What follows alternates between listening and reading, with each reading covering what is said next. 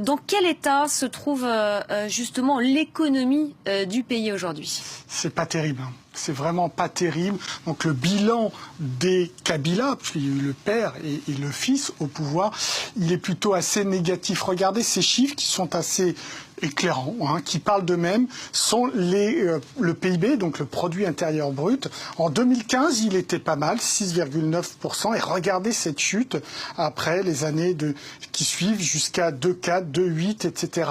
Alors ce chiffre de 6,9% en 2015, il est intéressant. Pourquoi? Non seulement pour montrer cette chute-là, mais également pour montrer qu'entre 2010 et 2015, tenez-vous bien, la moyenne de la croissance du produit intérieur brut du pays était plutôt de 7,7 points. Donc il y a une chute qui est constante au fur et à mesure de ces dernières années, à mettre évidemment au passif du président Kabila. Les dossiers économiques prioritaires. Alors il y en a plusieurs, moi j'en ai sélectionné quelques-uns que vous allez voir à l'écran. D'abord, il faut des infrastructures. Vous avez le sous-sol, la richesse, la forêt, l'eau, etc. Maintenant, il faut des infrastructures pour, évidemment, déplacer ces richesses du pays. Donc, insister sur les infrastructures routières, électricité, etc. Ensuite, très gros problème, il faudra que le prochain président s'y attaque, c'est la corruption.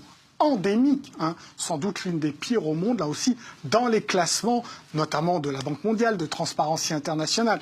La République démocratique du Congo est en bas du classement. Ensuite, la formation des travailleurs, parce que ça aussi c'est très important. Il y a le potentiel économique, mais les travailleurs ne sont pas suffisamment formés, et ça peu importe les secteurs. À la fois dans le secteur agricole, qui est petit, mais qui regroupe un certain nombre, une majorité de travailleurs, mais jusqu'au secteur industriel, en passant par les secteurs tertiaires. Donc il va falloir former les gens.